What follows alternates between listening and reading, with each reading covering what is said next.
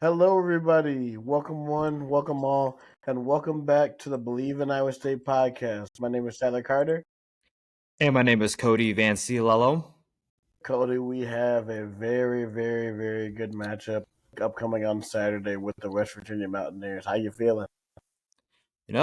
I'm feeling pretty good. I mean, obviously, Iowa State being 5-0 for the first time since 1980, we're off to our best start. A lot of people's lifetimes, like if you're born 2000 or later, me.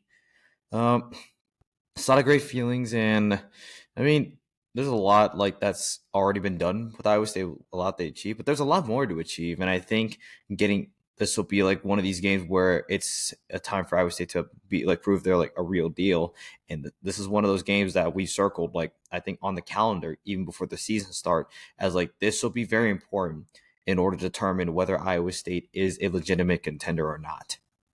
I mean, like this could be just like a fork in the road type of moment, to where like that TCU game. That TCU game prove to us that Iowa State can be a good program. Now, I think this game will see if we can be a great program. Like we've been good, but the hardest transition is to go from being good to great. So with that, let's dive deep into West Virginia. West Mm-hmm. Virginia, they have a very, very good offense. I know they average about 32 points a game.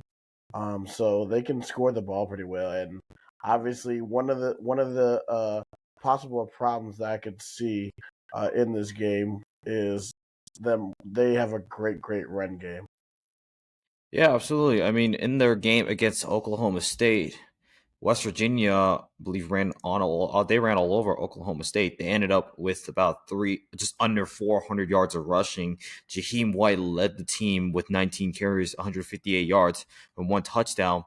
But Garrett Green and CJ Donaldson also contributed in the run game as well. Garrett Green, 10 carries, 86 yards for a TD, and then CJ Donaldson Jr. with 20 carries for 77 yards and two touchdowns. So that's quite a three-headed monster when it comes to running the ball. And this is something that has me a little bit concerned, especially for our defense. But the good thing is, like as far as I know, that we at least have guys that are healthy enough to play that have seen starting minutes. Because in that Baylor game, we saw like defenders drop like flies. I mean, talk Yeah, about Dom Orange, J.R. Singleton, Kale Brazina, and then we already were out Darian Porter even before the game. Miles Purchase came off for a few plays here and there. So it was getting a little scary seeing those guys all come off the field, but luckily all of them made a return. And earlier in the week, I believe yesterday, actually, Matt Campbell in his press conference spoke and said that Kale Brazina is practicing. He's practicing well, so it sounds like that he's probable to go into the game. And then Darian Porter sounds like he's good to go as well because he was game time decision for that Baylor game, and he ultimately didn't play. that's a good update. I was wondering about that. I usually will. I didn't have time to tune into the weekly press conference like I usually do. But Mm-hmm. that's really really good news right there. Yeah, I did hear something about in their wins they average 7 yards per carry, and then their losses they average 3.3.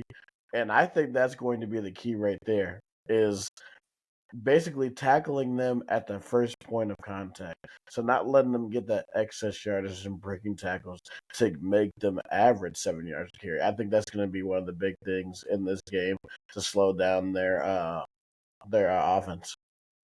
Mm-hmm.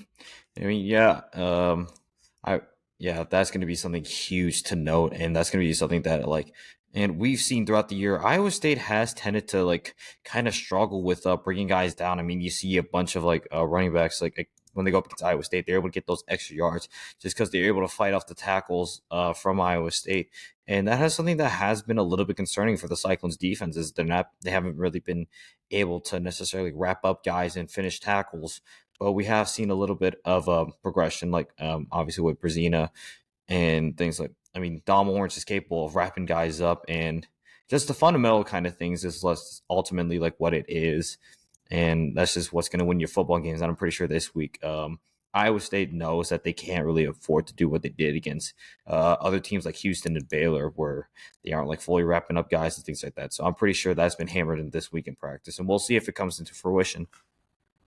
Definitely, and I think if we're able to at least stop some of their run game and force them to pass the ball, I think that could definitely work in our favor.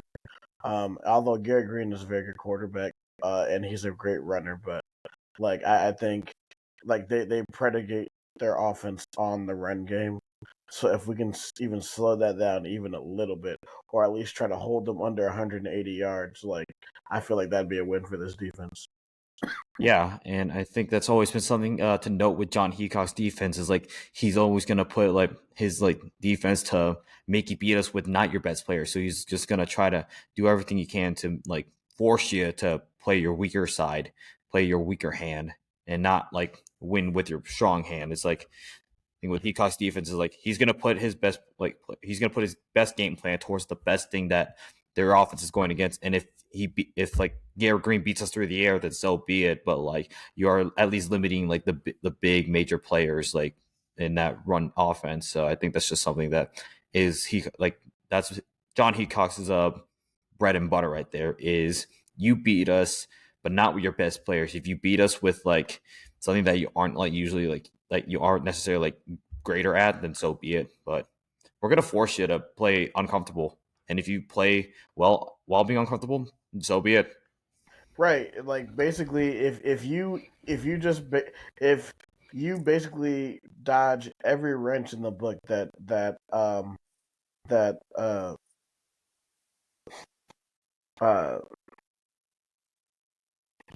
the professor throws at Mm-hmm. you, you deserve Yeah. to win the game. Like so, like I mean, he is the master of adjustments. So I think if there's something that isn't ironed out in the first half, he'll figure it out in the second half. Right. Um, and I think for me, I think the comparison for this offense is basically an Iowa, but an Iowa that can actually throw. Like they can complete they pass to they run this at the pass. So they have receivers out front, but they prefer to run the ball.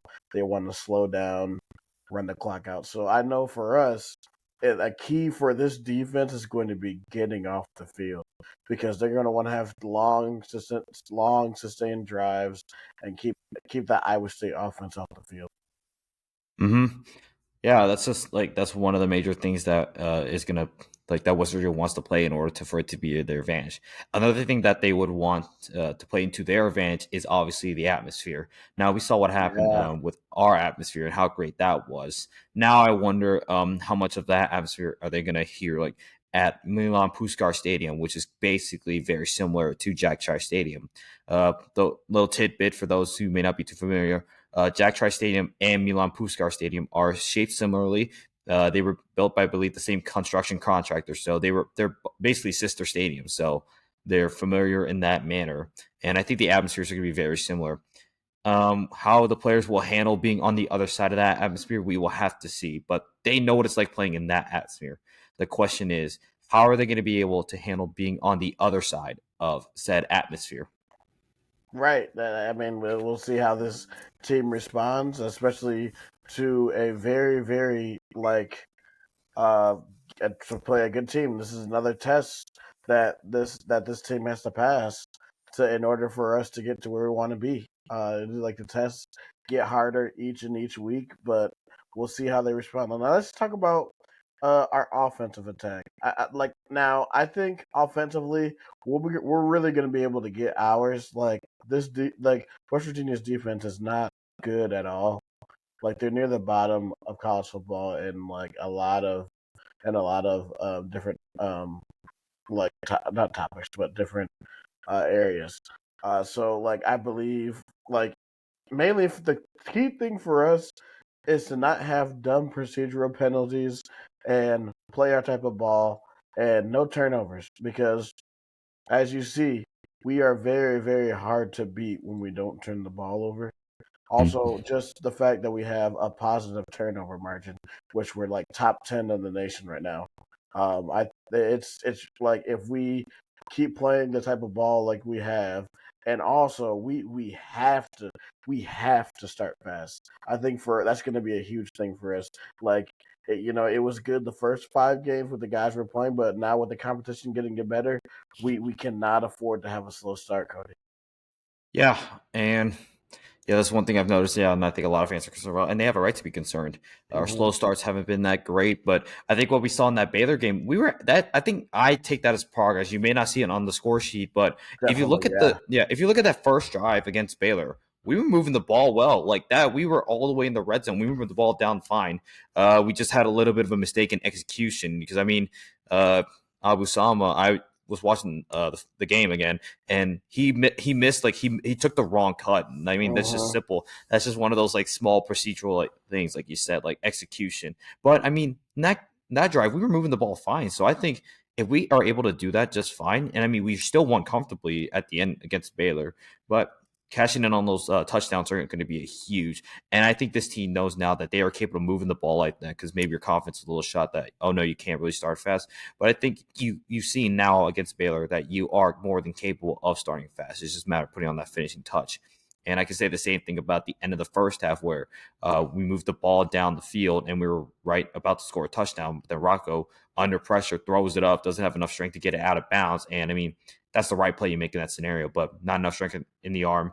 It's underthrown, gets intercepted, then you don't get points. But the fact that you're actually moving the ball in these situations, I mean, you're capable of starting fast. It's just, like I said, just a matter of actually putting the finishing touches. But I trust that this team is able to do so, and I'm sure that we are able to move fast. And I think that's going to be the huge key to be in this game is to shut down that atmosphere early.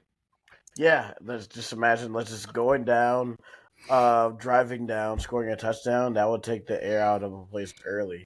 And I also think that I think we may be able to take like the Penn State approach, how Mm-hmm. they were be able to easily move the ball down the field on West Virginia's defense. I think Mauser's gonna be taking that type of approach. Um, I think we're gonna see we're gonna I think we're gonna see a lot of deep balls, um, throwing it down to Higgins to Noel early and Mm-hmm. often. Yeah, We're definitely going to see. I definitely see a lot of Bramer. Probably going to. I definitely also see Steve O'Closs getting more involved in the passing game. for sure. Yeah, I mean, I think one thing I noticed, like, I think we're built pretty similar to Penn State. I think we have like a similar build to Penn State. We have a solid QB, like we have a pretty good QB play. We've got good running backs and we've got good receivers. I think if we take like the approach that we have for Penn State, because we're built the same, I Bleav. I think Penn State definitely wants to run the ball like first, like, and you made the comparison about like running the ball to set the pass, like. That's kind of like still a little bit in Matt Campbell's DNA, but we've just evolved it a bit to where we will include the pass as well to set up the run and vice versa. So, I mean, yeah, you take the Penn State approach, and I think we're more Iowa State's more than capable of doing that approach. Oh I yeah. think, I I also think like for some reason, if the pass game doesn't work, like the Iowa game proved that we can pass ourselves back into the game. So mm-hmm, like even if that doesn't work, which I'm actually very confident that we're gonna have another great rushing performance. I yeah, think the offensive line is definitely gonna be key in this game. Just to continue their momentum. Like they created huge holes on Saturday, man. I mean, mm-hmm, so I expect Carson Hansen to have a good game again. I think Jalen Jackson, he's gonna show what he can do. So I mean, it's gonna be interesting. yep. Um, so with that, um, what's your score prediction, or what are your keys to the game for us to get a victory on Saturday? I mean, it's just like before I get to that, I actually just found this thing. So, there are a lot of parallels to this year's Riot Bowl to the one in 2018. Hmm. Comes from a buddy on Twitter, just a kid from West Virginia, Noah. So he made this chart and he's been updating it throughout. But I'm going to show the people on YouTube watching this video. There's a lot of parallels to this game. So the road team enters undefeated at 5-0 entering the game, which in this case, 2018, 2024, that's checked off. Home team comes off a win against Oklahoma State.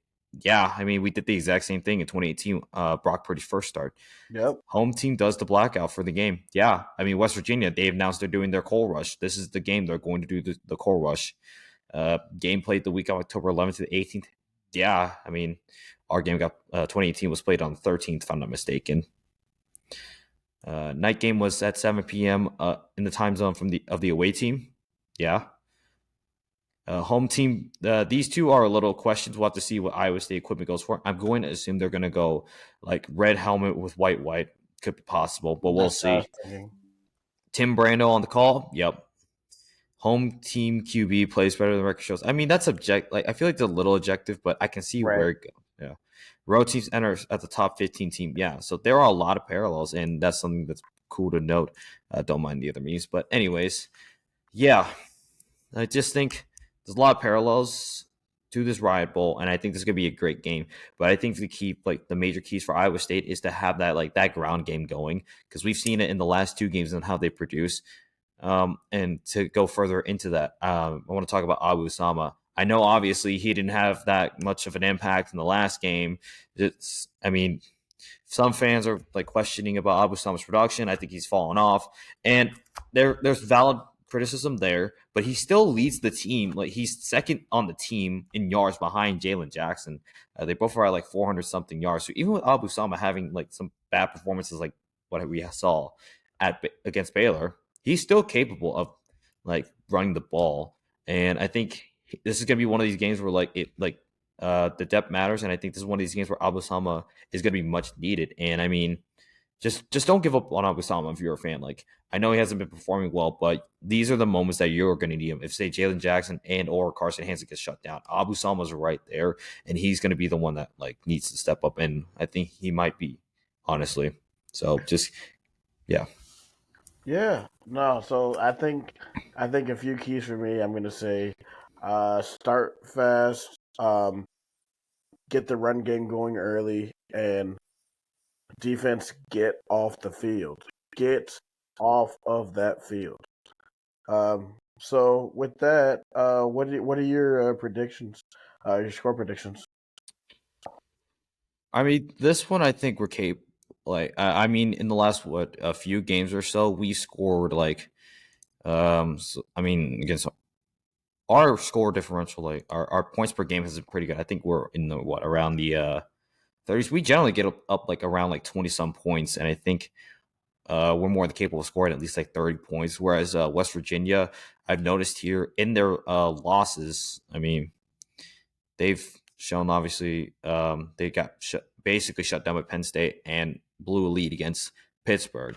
So they've been in the 30s as well, but I think we can like reach that. So I think this might be a little bit of a shootout, but I think our defense is a little better than West Virginia's, and they're going to be able to get a couple of important stops. But I ultimately think this might be a little bit of a shootout here. So I might be leaning towards like maybe like 44-38 in favor of Iowa Ooh. State. I mean, Okay. these are two. Yeah, I mean, these are Yeah. two high-powered offenses, and they are both capable of running up the score. I think it's just a matter who gets the important stops, and I think Iowa State has the capability of getting those stops as the better defense, at least on paper. I actually have a much lower score. I think the defense will force, I think, two turnovers. I think we'll be able to get some stops on D. For me, I think this is a game where we pull away in the second half. I have us winning something like a 31-20 or like a 38-20 or something like that. Okay. So I have us. That's why I have us winning. Mm-hmm. And of course, Cody, we love doing our Big 12 segment. So share that screen and let's. We already did a little bit of it, but let's look at these a little bit deeper. Um, for the Big 12 segment, and Mm-hmm. especially looking Absolutely. at these national games, man. Yeah, I mean, there's gonna be some good like obviously we talked about this the other day on Monday.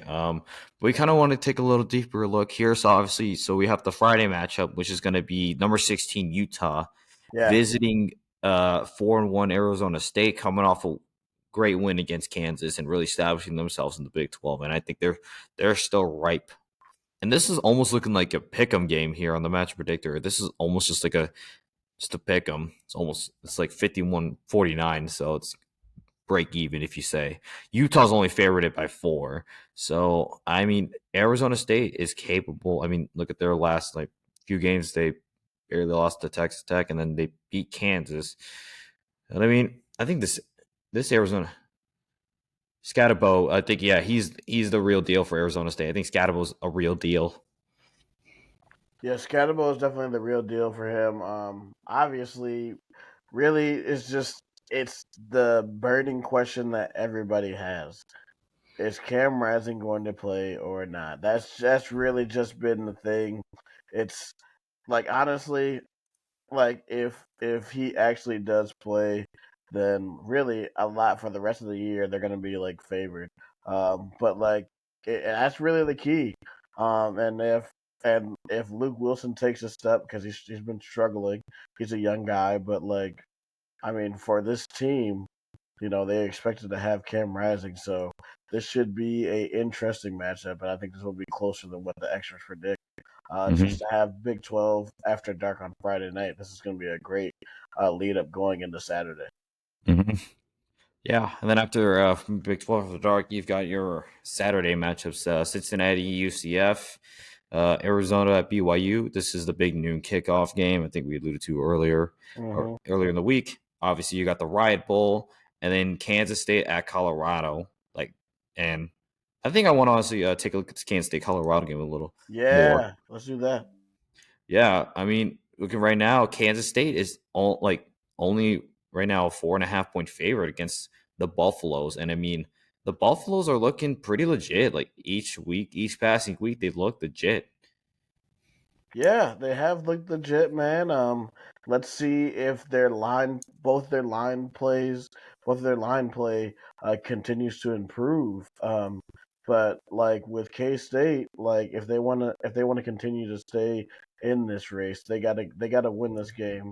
Like I see this game going two different ways. Either Kansas State wins it running away, or this is gonna be a shootout to the end because I just Mhm. like because Colorado. If you're willing to go score for score with them, they will go score for score with you. Like they can do it.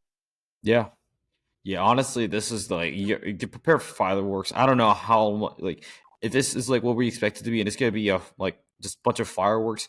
I don't know how much energy you're gonna have left for this game because this is our local time 9:15 kickoff. So I'm guessing what is that a 7:15 kickoff in? It would be 8:15 kickoff for Okay, Colorado for Mountain Time. okay, yeah. But like I hope if you somehow have energy left, this game is gonna be one to look out for somehow.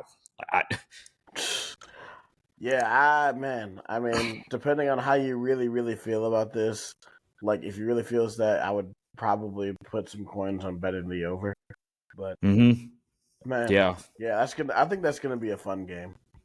Mm-hmm. All right, and then yeah, those are just some of the Big 12 games to look out for. Let's go national Yep. here. I've got some midweek action. I mean, New Mexico State and Jacksonville State are going at it right now, so we'll see how that ends up. Liberty going to overtime with FIU. Interesting. Wow. Interesting. Oof. People keep talking about the fact Liberty fans are saying like undefeated and things like that. I mean, we'll just have to Yeah, see their what. strength of schedule is trash though. No, yeah. I mean, let's. I mean, you want to talk about the strength schedule? Let's talk real quick. Let's see. Campbell 41-14 victory. New Mexico State 30-24. Okay, that these it's a little more respectable here. New Mexico State, UTEP, all right, not bad. East Carolina, okay. App State that got canceled, and then FIU. Jeez, you need overtime to win that game. I don't know. I don't know how to feel about you.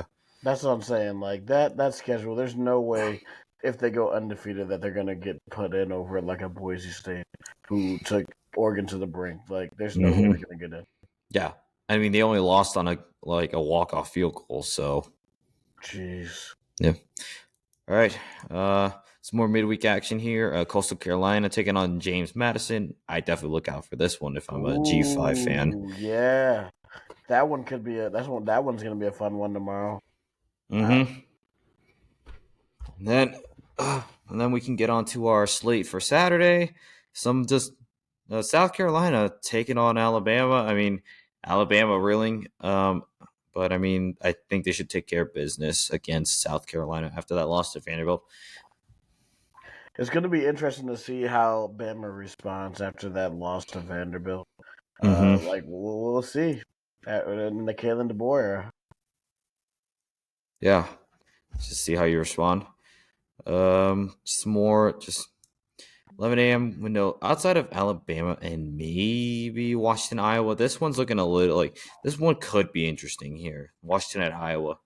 Yeah, Washington, Iowa's going to be interesting. Washington coming off a huge win against Michigan at home. Mm-hmm. Iowa coming off just a beatdown from Ohio State. So I mean, like Iowa is sitting at 3-2, so this is sort of like a gut check for them. It's like, all right, well, we can still make our season out something at 3-2. I mean, but if you lose this and 3-3, man, jeez, especially with that offense, it's not looking good. Mm-hmm. Yeah, so that's gonna be your 11 a.m. window. So that one's like a little bit of teaser. We go to like your 2:30, your afternoon, like your afternoon window, and circle the Red River rivalry, the Red River shootout, whatever you want to call it. That's gonna be on ABC. That's at 2:30. That's a big game to watch out for.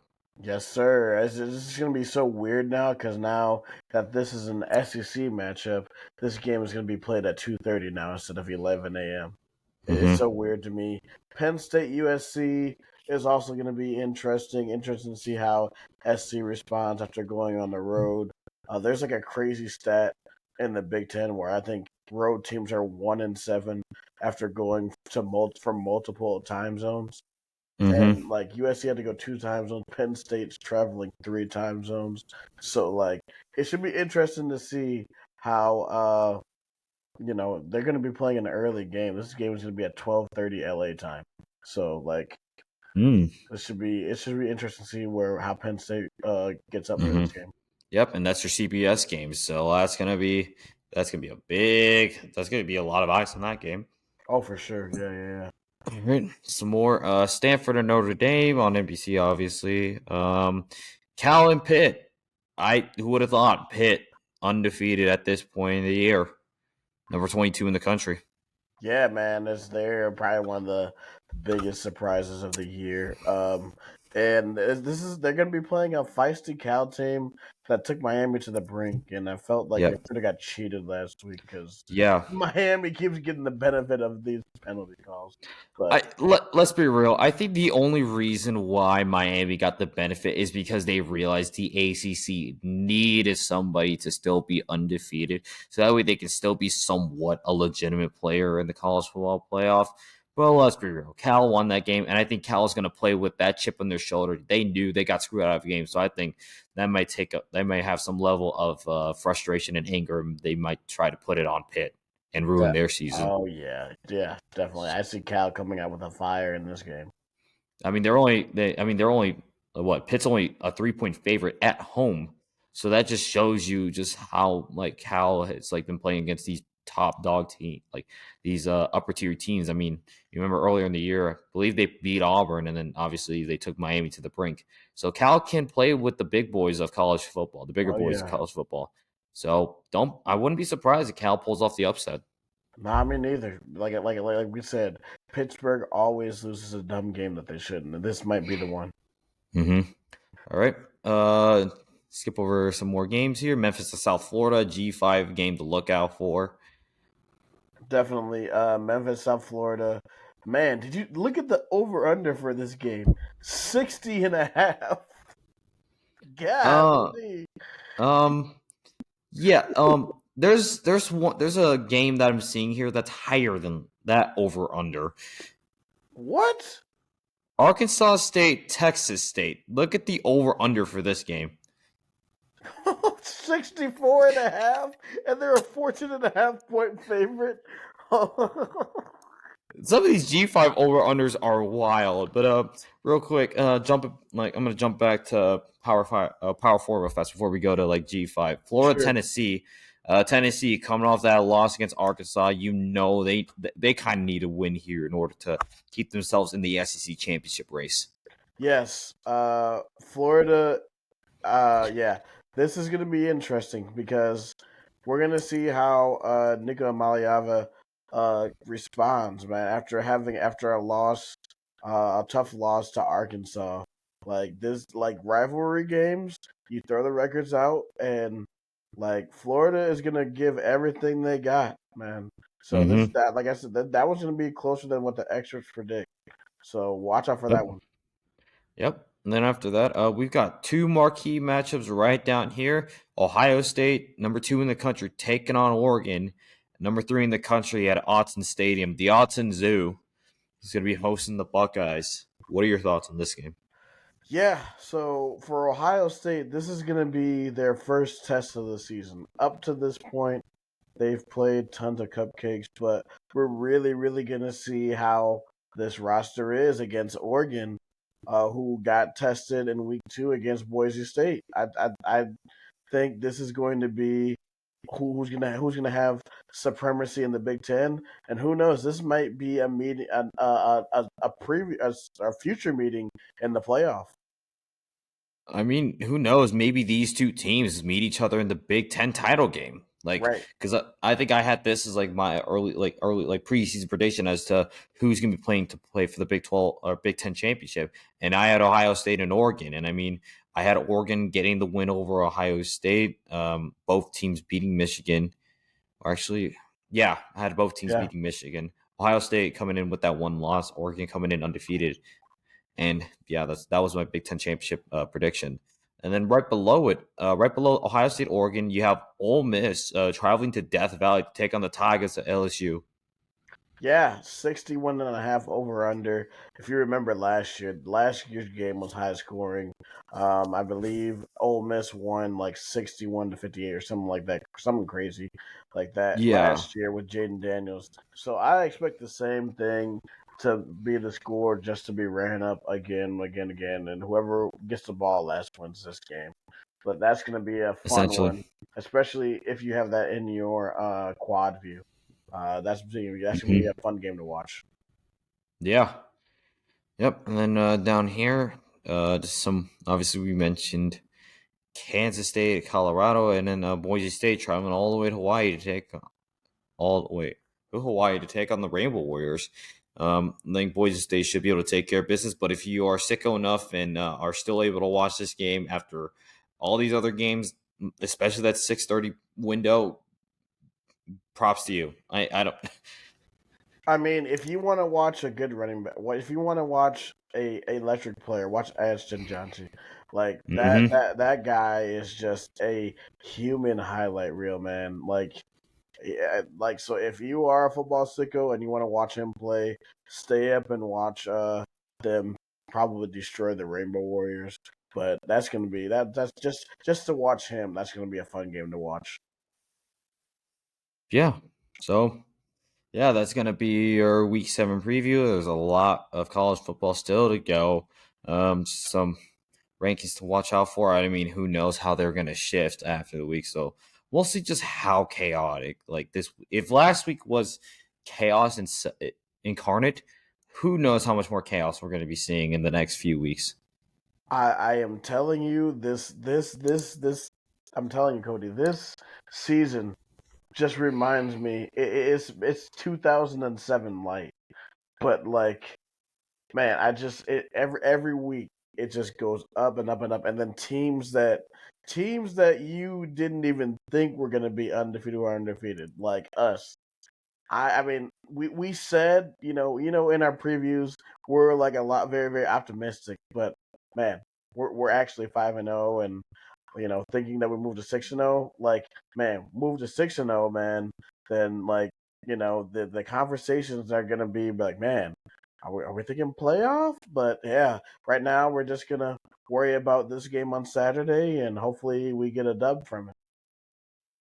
Yeah. Any closing thoughts, All or? right. No, I'm ready for this Riot Bowl. I'm ready for this weekend of college football. I'm ready to go. Let's go. Let's go. Let's beat those Mountaineers. All right. Mm-hmm. This is your West Virginia preview. Fun to Believe in Iowa State podcast. Make sure to add us on our social media on TikTok, Facebook, X, Instagram, and YouTube. So, and also, if you have any questions for us, he's at Matt Campbell Impersonator. I'm at Side Tie Mm-hmm. Guy. And also, you can find us on your favorite podcast provider. For Tyler Carter, And for Cody Van Cielello, this is a Bleav in Iowa State podcast. Roll clones, baby. let's go State.